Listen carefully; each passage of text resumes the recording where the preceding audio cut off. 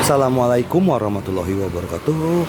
Oke, kita lanjutkan saja ceritanya. Bab 917, tak terkalahkan di sini. Tangan itu mencubit tetesan air dan kemudian dengan lembut memberikan kekuatan. Ledakan, tetesan air meledak dengan keras, dan gelombang kekuatan kejut yang mengerikan tiba-tiba meletus. Tetapi dalam sekejap, tangan itu menghancurkannya menjadi beberapa bagian. Semua orang di lapangan memandangi pemilik tangan itu. Di depan Ye Guan, berdiri seorang pria, surga keempat. Kaisar Yong. Di dalam kedai, Kaisar Peti Mati memandang Kaisar Yong dengan ekspresi yang sangat serius. Pria di depannya benar-benar membuatnya merasakan bahaya banyak pembantu yang menakutkan di sekitarnya. Tentu saja, saya lebih bersyukur bahwa dia tidak pergi berperang tanpa berpikir. Dia dan Ye Guan tidak memiliki permusuhan. Akan sangat bodoh jika memaksakan pertarungan dan mencemari sebab dan akibat yang tidak diketahui. Tidak jauh dari Kaisar Peti Mati, wajah Wusin sangat jelek hari itu. Pria kuat dari surga keempat ini benar-benar berdiri di sisi Ye Guan.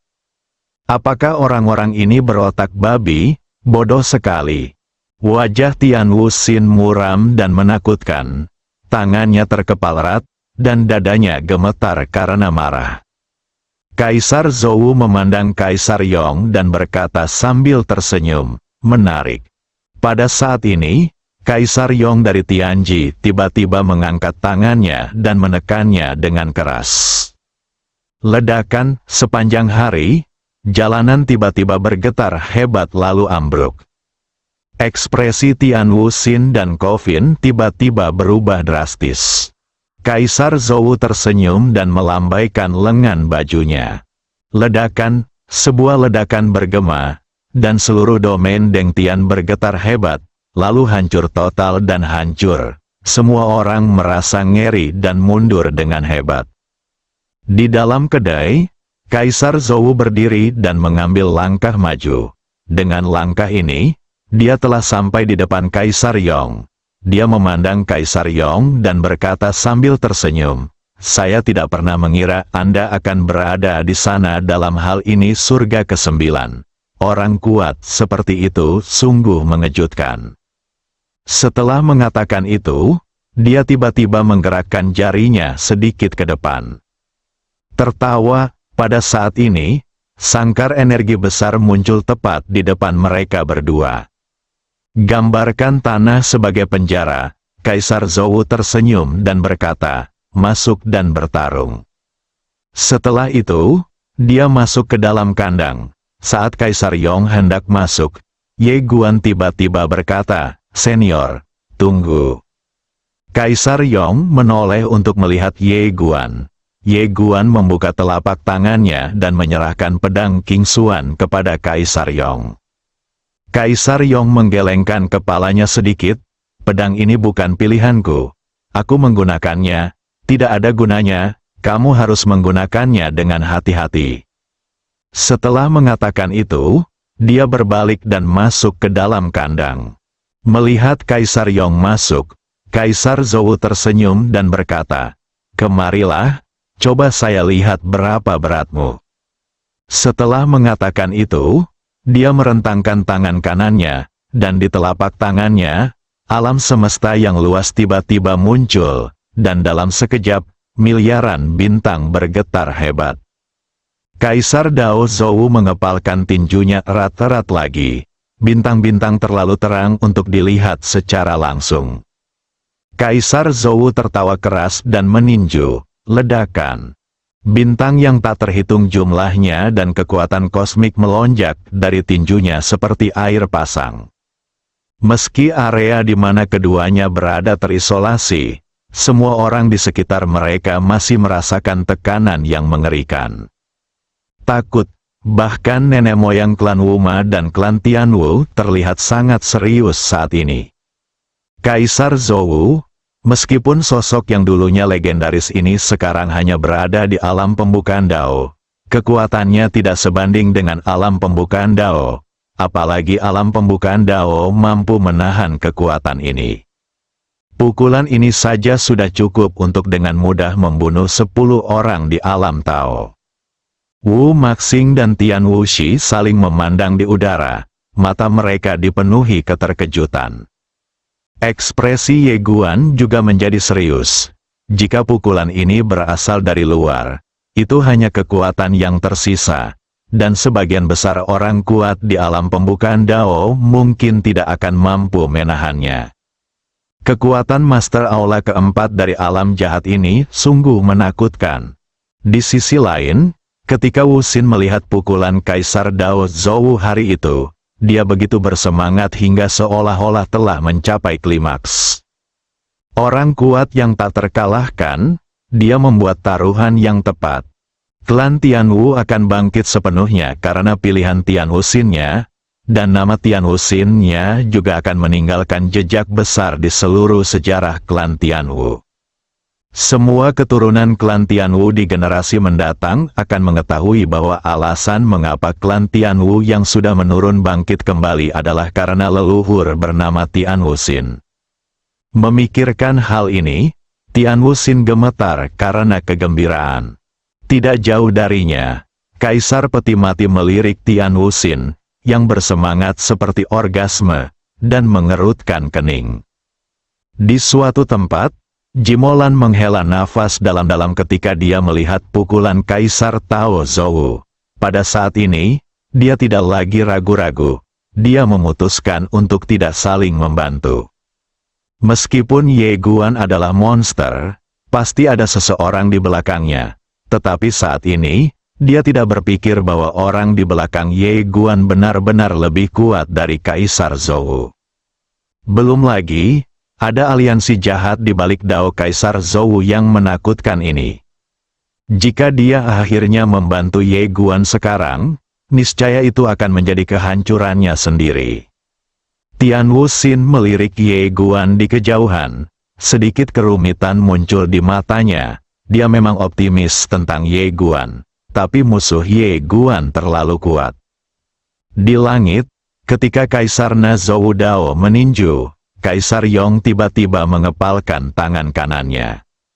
Ledakan, jimat jalan yang menakutkan terkondensasi dari telapak tangannya. Kepalkan tangan dan dapatkan idenya, Kaisar Yong meninju. Pukulan untuk menghancurkan jalan, Dao menghancurkan tinju dewa.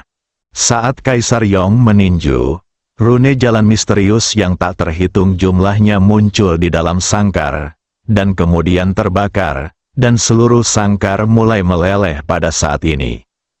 Segera setelah kekuatan kedua orang itu bersentuhan, ledakan, seluruh sangkar tidak dapat menahan dua kekuatan menakutkan ini dan langsung meledak, dengan gelombang kejut yang mengerikan tiba-tiba meletus. Ekspresi semua orang di sekitarnya tiba-tiba berubah drastis, dan mereka semua mundur dengan kasar. Dan beberapa orang kuat yang lambat mundur langsung tersingkir oleh gelombang kejut di tempat. Semua orang terkejut, Ye Guan juga terkejut. Dia mundur hampir 1 juta kaki sebelum berhenti. Dia mengangkat kepalanya dan melihat ke area medan perang di kejauhan, terkejut. Li Suifeng, yang berada di sebelah Ye Guan, juga terlihat serius. Keduanya sangat kuat. Aku jauh lebih rendah dari mereka. Kekuatan kedua orang ini agak sulit dipercaya. Semua orang di lapangan sedang melihat area ruang waktu yang kacau. Dan pada saat ini, terdengar suara ledakan lain di area itu. Dan kemudian, dua gelombang kejut yang sangat berbeda tiba-tiba menyebar dari area itu. Semua orang terkejut dan mundur satu demi satu, tidak berani bersaing dengannya. Ekspresi Li Suifeng juga sedikit berubah. Dia dengan cepat berdiri di depan Ye Guan, melambaikan lengan bajunya, dan cahaya pedang melonjak, menghalangi kedua pukulan itu. Ye Guan sepertinya memikirkan sesuatu. Dia tiba-tiba menoleh untuk melihat prasasti batu yang naik ke langit. Prasasti yang naik ke langit masih berdiri di antara langit dan bumi itu sedikit pun. Ye Guan kaget. ada sesuatu tentang jalan yang ada ini. Jalan yang ada, Ye Guan menarik kembali pikirannya dan melihat ke atas. Di area ruang waktu yang kacau itu, gambar virtual bintang yang terbakar yang tak terhitung jumlahnya tiba-tiba muncul. Ye Guan sedikit terkejut.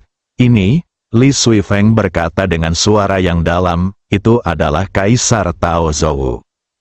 Ye Guan melihat dengan seksama dan melihat bahwa Kaisar Yong sudah berada di langit berbintang khusus, dan di sekelilingnya ada banyak bintang terbakar.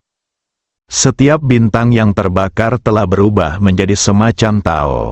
Jalan-jalan itu terbakar, dan setelah setiap jalan terbakar, jalan itu berubah menjadi segel tangan dan meledak ke arah Kaisar Yong. Tepat pada saat ini, jutaan segel tinju yang terbakar di jalan besar dilemparkan ke arah Kaisar Yong. Di kejauhan, menghadapi pukulan mengerikan dari Kaisar Zhou, ekspresi Kaisar Yong sangat tenang. Ledakan, di telapak tangannya, dunia ilusi misterius tiba-tiba muncul. Di dunia ilusi ini, ada ribuan rune misterius. Rune misterius ini membentuk segel tinju dalam sekejap. Saat segel tinju ini selesai, ketenangan Kaisar Yong matanya tiba-tiba bersinar dengan keganasan, dan dia meninju. Pukulan itu membuka 10.000 cara. Tinjunya membuka segala cara, ledakan, dengan pukulan ini, ribuan jimat terkondensasi dan segel tinju melonjak seketika, dan aura kuno langsung memenuhi seluruh langit berbintang. Semuanya mati, semua orang merasa langit akan runtuh dan gelap gulita. Kemudian, ekspresi semua orang berubah drastis lagi, dan mereka mundur dengan panik menjauh dari area itu. Li Suifeng juga dengan cepat memimpin Ye Guan mundur ratusan ribu kaki, dan sambil mundur, dia melepaskan kekuatan pedangnya untuk melawan. Namun, meski lebih kuat darinya, roh pedang tidak dapat sepenuhnya melawan kedua kekuatan menakutkan itu. Oleh karena itu, dia hanya bisa memimpin Ye Guan kembali. Keduanya mundur ratusan ribu kaki sebelum berhenti. Setelah Li Suifeng berhenti, ekspresinya menjadi lebih serius dari sebelumnya. Dia mengangkat kepalanya dan melihat ke kejauhan. Pada saat ini, seluruh domain Deng Tian telah berubah menjadi kegelapan, seperti lubang hitam besar. Ye Guan menoleh dan melihat ke kanan. Di ujung pandangannya, tablet batu itu masih berdiri di sana. Kekuatan apapun yang mendekati area itu akan diam. Memalukan, Ye Guan terkejut. Dapat dikatakan bahwa kekuatan kedua orang ini bukan lagi kekuatan yang kuat di alam pembukaan Dao. Semua orang di sekitar mereka berhenti pada saat ini, karena tidak ada gunanya bertarung lagi. Selama Kaisar Zhou Dao di depan mereka dan orang kuat dari surga keempat bisa menang atau kalah, kemenangan kedua belah pihak secara alami akan ditentukan. Ekspresi Li Han sangat serius saat ini.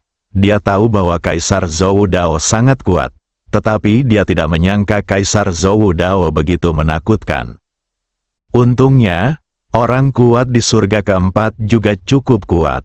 Di kejauhan, dalam ruang dan waktu yang gelap, Kaisar Yong dan Kaisar Zhou saling berhadapan dari jauh.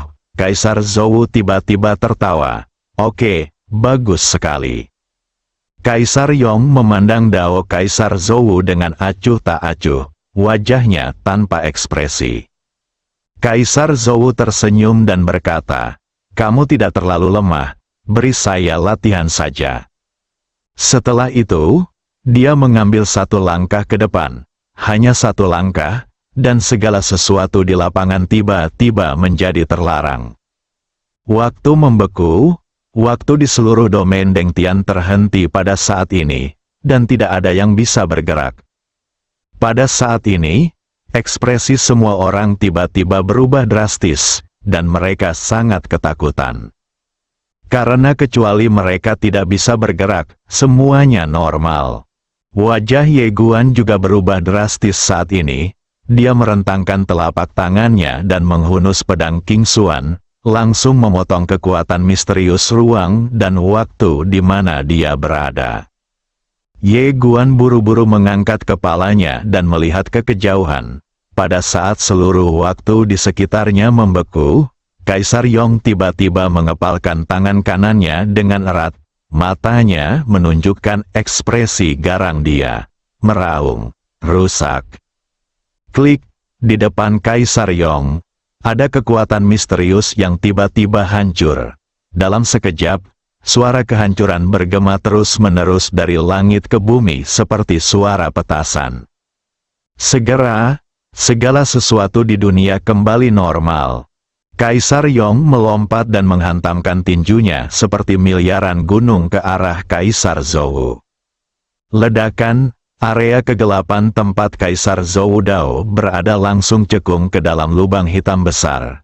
Kekuatan kuat yang menghancurkan langit dan bumi terus berjatuhan ke arah Kaisar Zhou Dao seperti semburan gunung, dan dalam sekejap, mereka tenggelam.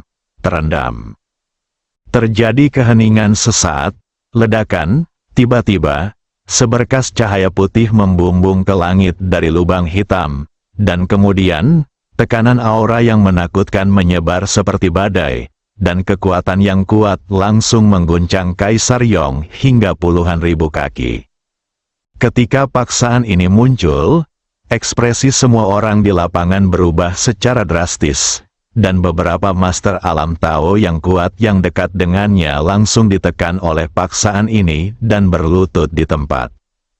Saat paksaan ini muncul, Li Suifeng menarik Ye Guan mundur 1.000.000 kaki. Dia melihat ke area medan perang di kejauhan dengan ekspresi ngeri di wajahnya. Di sisi lain, Tianwu Si, leluhur klan Tianwu, menatap Kaisar Zhou Dao di kejauhan dengan ekspresi serius yang belum pernah terjadi sebelumnya. Hancurkan Dao dalam setengah langkah. Hancurkan Tao. Kaisar Zhou memandang Kaisar Yong di kejauhan dan tertawa. Saya baru mengambil setengah langkah dan saya sudah tak terkalahkan di dunia ini. Jika saya mengambil langkah lain, kecuali peradaban Tianxing, siapa lagi di dunia ini yang bisa seperti itu? Aku, perang. Setengah langkah menuju kehancuran, setengah langkah ini saja membuat semua orang di lapangan terengah-engah. Semua orang memandang Kaisar Zhou Dao di kejauhan dengan tidak percaya, dan semua orang terkejut. Penindasan dunia, ini adalah pertama kalinya banyak orang melihat orang kuat yang hidup di atas Dao. Dan tidak ada yang mengira akan sangat menakutkan menghancurkan Dao hanya dalam setengah langkah. Kaisar Yong tiba-tiba berbalik dan memandang Ye Guan. Tuan Ye, tolong jangan lupakan apa yang telah saya percayakan kepada Anda. Tolong. Setelah mengatakan itu, dia berbalik dan berjalan menuju Kaisar Zhou Dao. Bahkan jika saya dihukum oleh Dao dan ditekan oleh Dao, dan kekuatan saya tidak lagi 3 atau 4 di puncak saya. Lalu kenapa, hari ini, saya akan melihat orang-orang di atas alam Dao. Seberapa kuatnya? Ledakan, tubuhnya tiba-tiba terbakar. Bab 918. Korbankan leluhur dulu. Ledakan, saat tubuh Kaisar Yong terbakar, aura menakutkan tiba-tiba keluar dari tubuhnya seperti gunung berapi. Nafas ini langsung mengembalikan tekanan Kaisar Zhou. Melihat pemandangan ini, ekspresi semua orang yang hadir tiba-tiba menjadi sangat serius. Tian Wuxi menatap Kaisar Yong dengan tatapan tidak percaya, karena Kaisar Yong ini hanya berada di alam Dao. Namun pada saat ini, auranya justru menekan Kaisar Zhou Dao yang sudah setengah langkah menghancurkan Dao. Meskipun hal ini disebabkan oleh terbakarnya tubuh fisiknya, Kaisar Yong hanya memiliki 30 hingga 40% dari kekuatan puncaknya. Betapa mengerikannya jika berada pada masa kejayaannya. Menakutkan memikirkannya, kulit kepala Tian Wuxi mati rasa saat ini. Apakah benar ada seseorang yang bisa membersihkan jalan dan menghancurkan jalan? Di mana orang kuat ini? Ini sangat keterlaluan. Pada saat ini, Wu Maluo tampak seperti Tian Wuxi, dan ekspresinya sangat serius. Ini adalah pertama kalinya dia melihat alam Dao yang begitu menakutkan.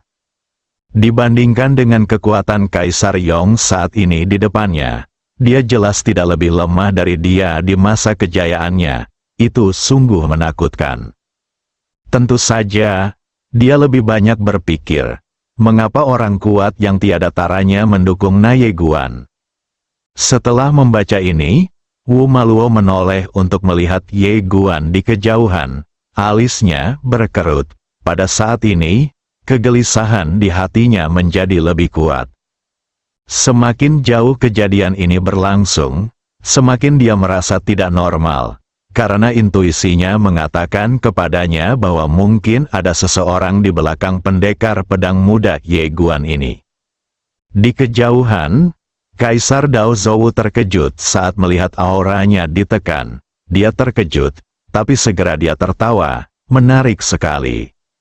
Setelah mengatakan itu, dia membuka telapak tangannya, dan dalam sekejap, bintang yang tak terhitung jumlahnya melonjak dan berguling, seperti air pasang yang mendidih, yang sangat menakutkan.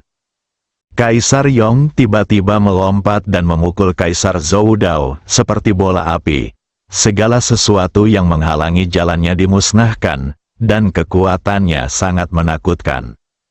Di kejauhan, senyuman Kaisar Tao Zhou berangsur-angsur menghilang, cahaya dingin muncul di matanya, dia mengambil langkah maju dan meninju. Pukulan ini seperti ledakan besar di alam semesta, dan cahaya bintang yang menakutkan meledak, sehingga mustahil bagi orang untuk melihatnya secara langsung. Bang! Saat Yong Na memukul dengan keras, cahaya bintang yang tak terhitung jumlahnya langsung padam, dan kekuatan yang kuat langsung mengguncang Kaisar Zhou Dao kembali ke tanah. Kaisar Yong bergegas maju dan meninju lagi. Segel tinju rune api yang tak terhitung jumlahnya mengembun, dan aura tinju api meledak dengan ganas ke segala arah, membuat orang takut untuk melihat secara langsung. Bang! Ledakan yang memekakkan telinga terdengar. Kaisar Yong sekali lagi terlempar hampir 10.000 kaki. Segera, di bawah pandangan semua orang, Kaisar Yong meninju Kaisar Yong satu demi satu seolah-olah dia gila.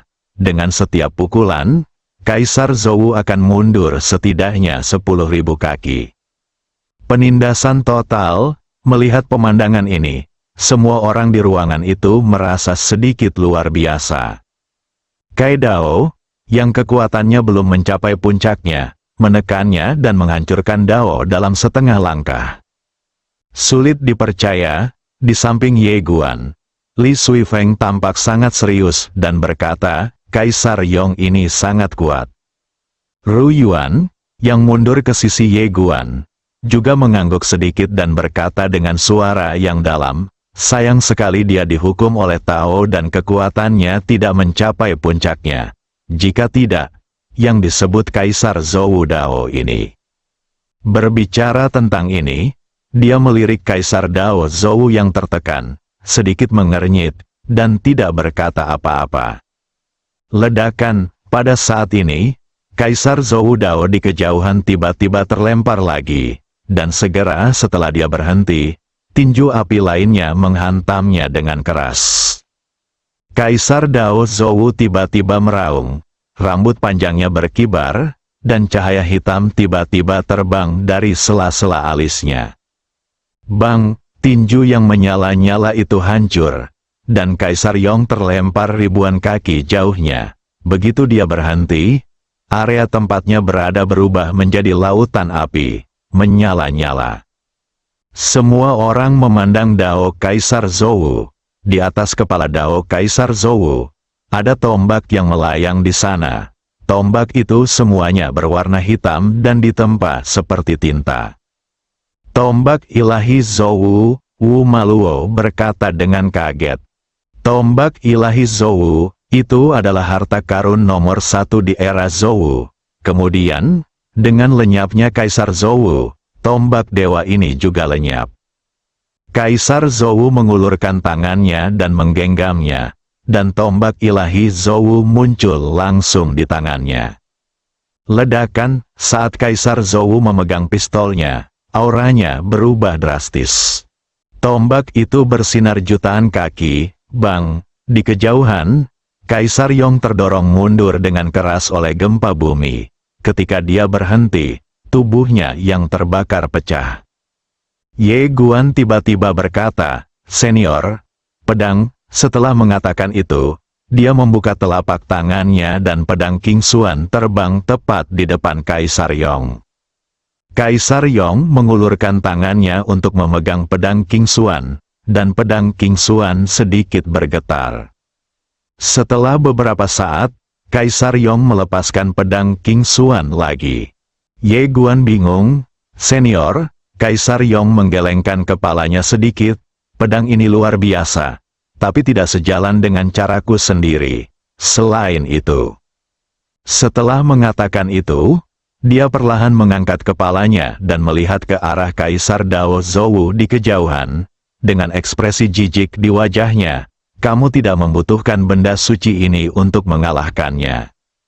Begitu suara itu jatuh, dia tiba-tiba melompat ke udara, dan kemudian seperti bola meriam, dia menghantam Kaisar Zhou Dao di kejauhan. Di kejauhan, Kaisar Zhou memutar pergelangan tangannya dan menusuk dengan tombak. Sederhana dan langsung, bang, lampu tombak yang tak terhitung jumlahnya meledak, dan gelombang kejut yang mengerikan mengguncang sekeliling seperti gelombang air.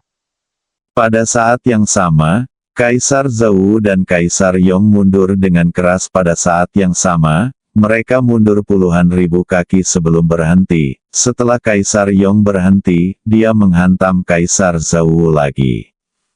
Pertarungan keduanya pun semakin intens. Saat ini, seluruh domain Deng Tian telah hancur total.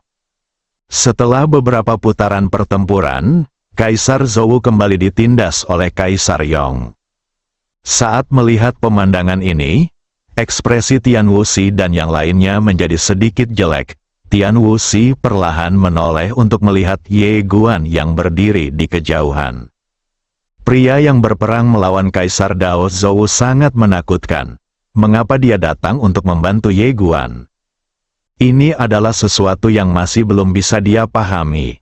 Tidak hanya itu, banyak sekali orang kuat yang mengikuti Ye Guan. Intuisinya memberitahunya bahwa klan Tianwu terlibat dalam pusaran air yang sangat menakutkan. Kali ini, mungkin terkait dengan kelangsungan hidup klan Tianwu. Tapi masalahnya sudah sampai pada titik ini, dan sekarang klan Tianwu tidak punya jalan keluar dan hanya bisa mengikuti Kaisar Zhou Dao sampai akhir. Suara Wu Maxing tiba-tiba terdengar di benak Tian Wuxi. "Tapi kamu ingin membunuh orang ini dulu." Tian Wuxi melirik Wu Maxing dan mengangguk, "Selama Ye Guan terbunuh, orang-orang di sekitar Ye Guan akan bubar." Wu Maxing berkata dengan suara yang dalam, "Kamu dan aku saja tidak cukup." Tian Wuxi melirik Li Suifeng dan orang lain di samping Ye Guan, tapi tidak berkata apa-apa.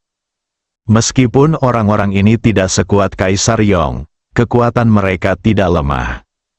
Wu Maxing tiba-tiba berkata, "Buka formasi perlindungan klan dari jarak jauh."